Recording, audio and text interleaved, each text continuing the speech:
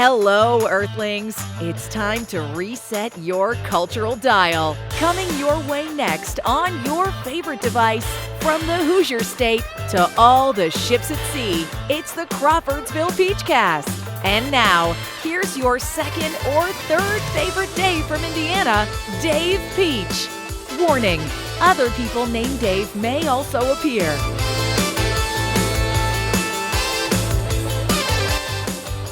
Thanks, CD. This is the Crawfordsville Peachcast. I'm Dave Peach. I'm Dave Meyer.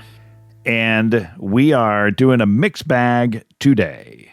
Oh, it's a great day for it, Dave. I have a question, Dave, to start things off. Just one? Yeah, just one. Well, I might have more questions, but this is the first one that we will deal with. And we had the Strawberry Festival here in Crawfordsville, Indiana. It's legendary, and people enjoy it year after year. How long going, Dave? 52 years. Wow, Dave, that's, even in Indiana, that's a long time. It was not done during COVID, so you kind of just say 52nd annual. Sure. If somebody goes, there's only been 51 of them, I don't know how that works. How do we do it? What do we work? Dave, it's not up to you. We're 6 years away from the pandemic, so you say annual and, whatever. It works. I think an asterisk could be there. So it's good. Well, they had an excellent Journey tribute band called Resurrection. Okay. Okay. So tell me, like how deep in the catalog? What did they do? No, they did everything. They did everything, everything, including the Steve Perry solo songs. But cool. They're great. Go see them. They're fantastic. Give me that name again, Dave. Resurrection, the Journey tribute. Resurrection, a Journey tribute band. And in general, the tribute band thing has become much larger in our life, Dave. They are really good. They are really good. Now, and I think it was their band who had a guy with a nickname Pop-Tart. Oh, okay. Now here's my question. Because he loves the Pop-Tarts. Now wait a minute. You're getting ahead of me. You're getting ahead of me here.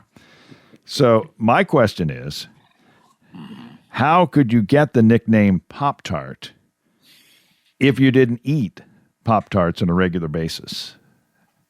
Okay. How could somebody just say, "Hey, Pop-Tart," without somebody holding a Pop-Tart in their hand constantly? Well, okay. I'm only going to think about the good things, okay? What could be bad things? Well, I'm just thinking of, it's like of something in preparation for eating or something. Okay, so here's my first positive connotation for the nickname. He shows up unexpectedly, but is welcome. He's a Pop-Tart. He's a Pop-Tart. He's like a Pop-Tart. That would be the most, I'm reaching there, Dave. Mm-hmm. By the way, I do not know why he's nicknamed Pop-Tart. I have not. Okay, good, I have not gone into the research of that. Reveal some experiment. No. Now, Dave, to me, Pop-Tarts, Dave, are like peanut M&Ms. I don't know anybody who really dislikes them. No, I can eat them toasted or untoasted. Pretty much. I mean, it's not the degree of, it's just different flavors, and some maybe you prefer a little more, but all Pop-Tarts have value, Dave. Central Indiana Rubber Products provides the power for you. Central Indiana Rubber Products, or CIR, keeps farm equipment and local manufacturing processes running with gaskets, belts, seals, and O-rings, among a variety of other products and services. Employee-owned and always customer-focused. Central Indiana Rubber Products, 989 West, 83 North, Crawfordsville, and at indianarubber.com. Central Indiana Rubber Products, or CIR, power for you. Dave, I have another question. Okay. And, these are, when you're the general manager of a radio station and you host a podcast that we're doing right now, and, you're the voice of a professional basketball team, and you're the Division I, or you're the voice of the the Butler Bulldogs at Are Hinkle you Field speaking House generally, for Dave? whatever. Now, I have to make a lot of tough decisions. I know this. I have to make a lot of tough decisions. Now, my wife handed me what I thought was a piece of junk mail. Oh, you were hoping. And she said, "Oh, you got this in the mail." I go, "Well, whatever. It's from the National Examiner." Okay. They want me to subscribe to the National Examiner. Okay. And for $44.20, I can have 26 issues. It's like getting 19 issues free, Dave.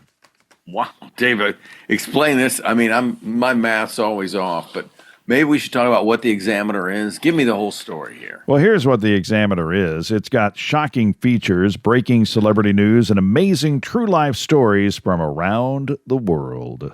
Ooh, Dave. So a global informational source. It also has revealing photos of stars and real life people that need to be seen to be believed. Oh, woohoo! Okay, Dave. Now you got me. You're teasing me, sir. Tell me more. Eyes on the stars. Cassandra. They've got a person.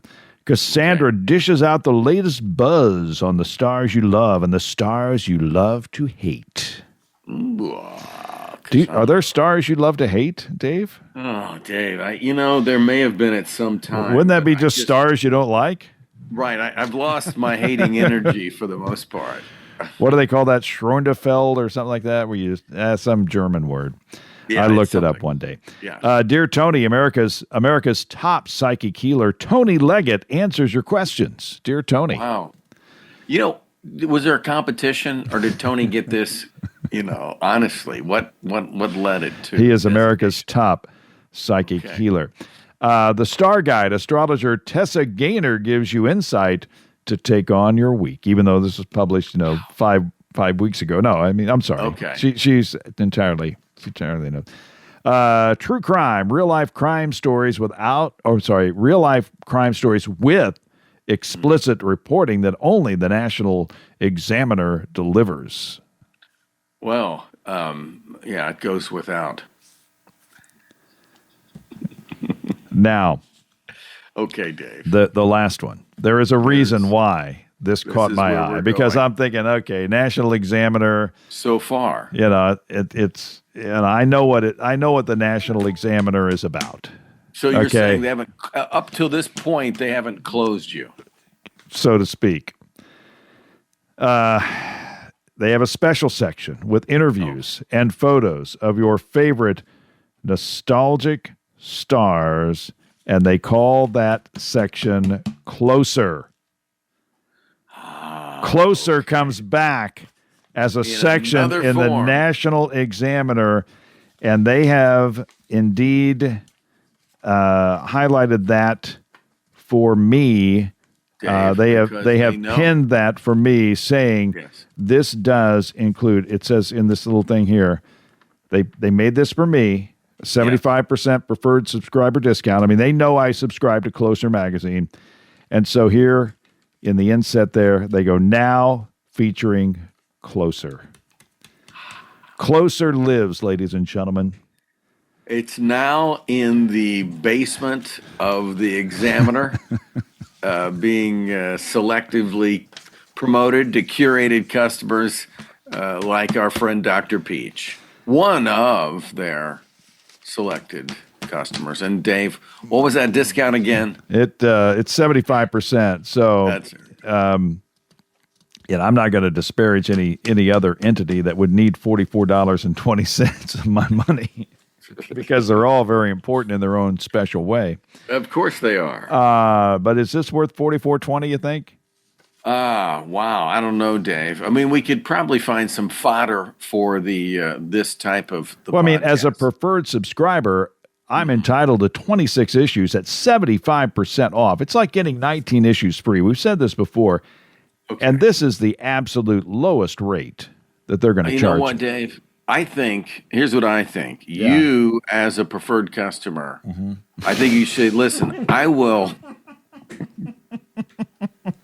You call in, Dave, and I know you're probably only talking to the phone. Some guys get all the luck, as yes, Rod but Stewart you call saying. in and you say, "Listen, you give me an interview. Give me an interview with one of your people that's on one of the stories for the podcast. We're legitimate. Yeah. You can send them a link, Dave, and you say, if you provide me somebody to do an interview, and you say they've got to have an accent."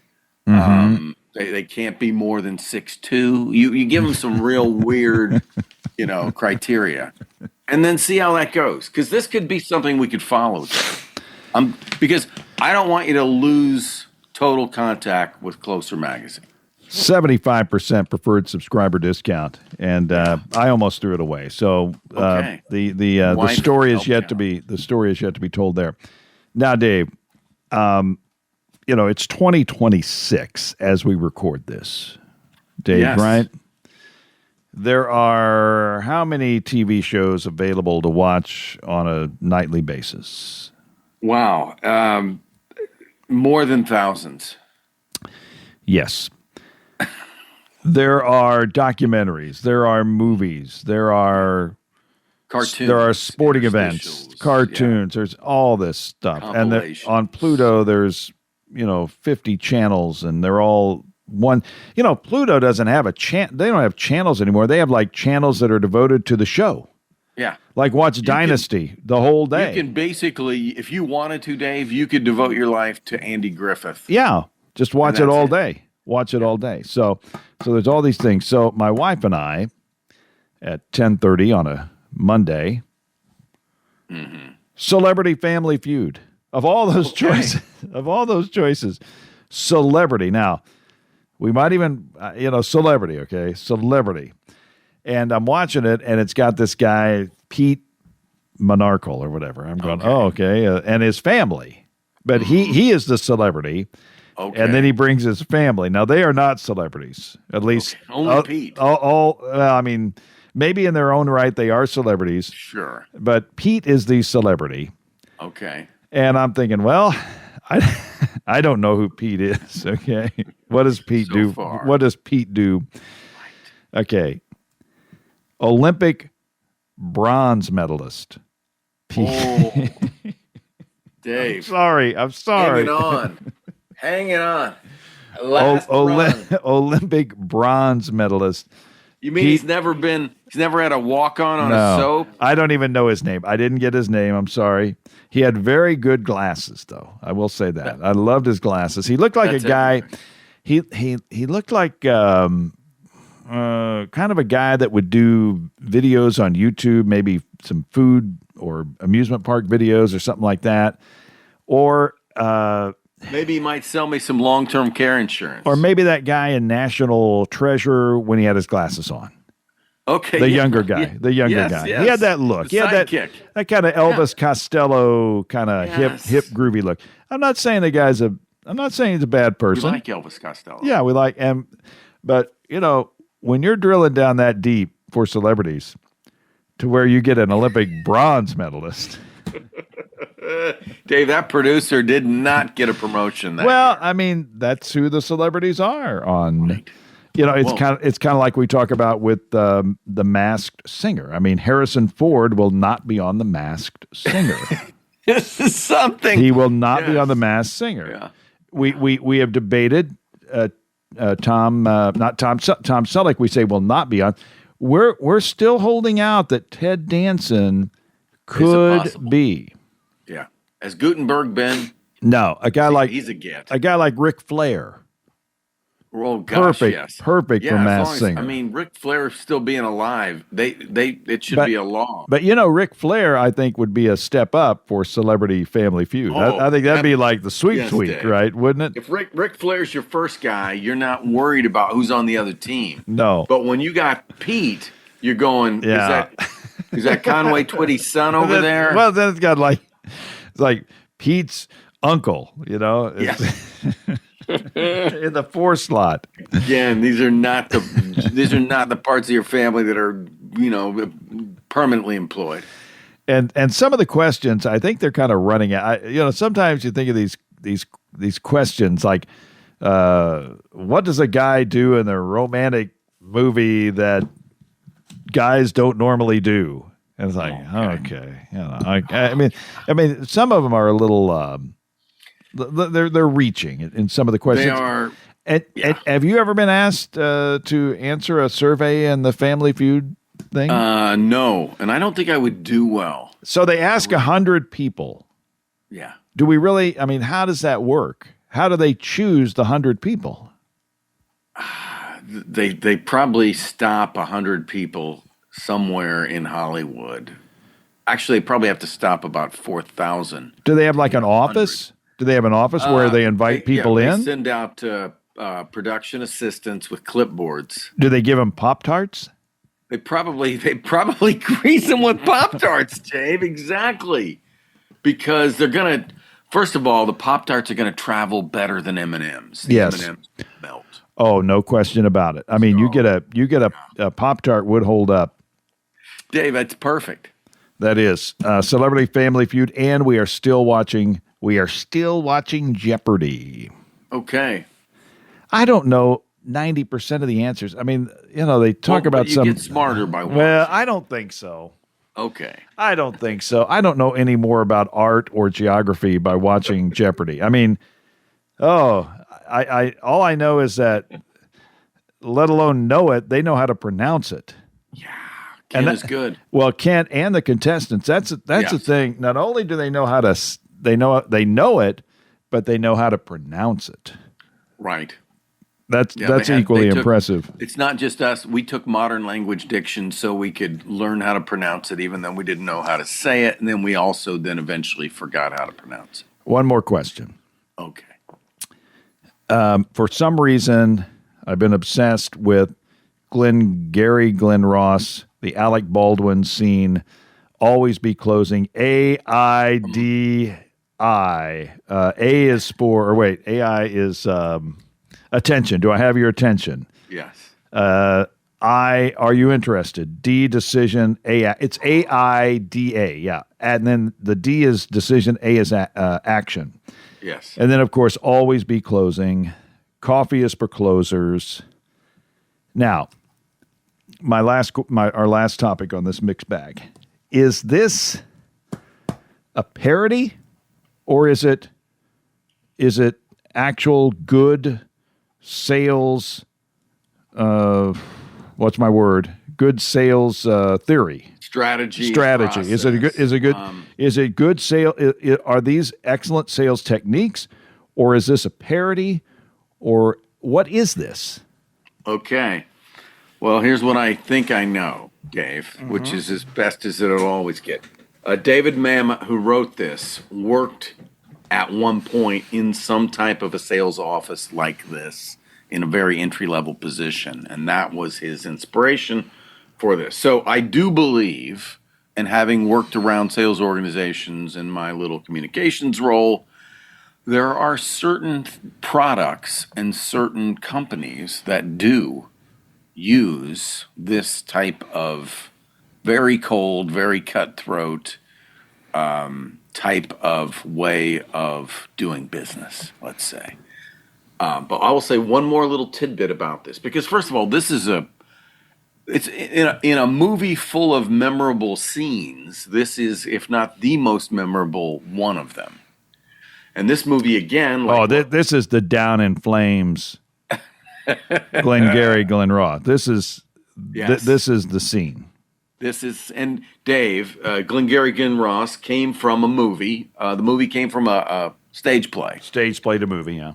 And in the stage play, Dave, this scene doesn't exist. Does not exist. So it was made, he wanted to do it just for the movie to help increase the setup of the whole thing. See this watch? It's worth more than your car. That's my name. Mitch and Murray downtown. I made $970,000 last year. What'd you make? I'm here on a mission of mercy. Mitch and Murray have asked me to be here. Oh, so it goes on and on. I mean, Think about Alec, and we've seen him in movies. We've done movies that he's in. Oh, yes. I mean, I don't know if he means to. I don't know if his intent is to steal the scene, but man, he is a scene stealer, baby. Yeah, cuts through. He cuts through. He can get it through. Always be closing. Always be closing. Your job is to get them to sign on the line that is dotted. So good, Dave. The line that is dotted. The line that is dotted. Oh, well. So you think it's somewhere in between parody and good sales? Yes, absolutely. Techniques. First of all, it's real enough that people in the sales world either love it or it scares them, or they think of that's the kind of sales I don't want to do. I think this is much in the same way when in the movie Wall Street, when he says, greed is good, and then goes on, that even though Oliver Stone and Michael Douglas was parodying, they were doing a parody of what Wall Street, could do, the evils of Wall Street.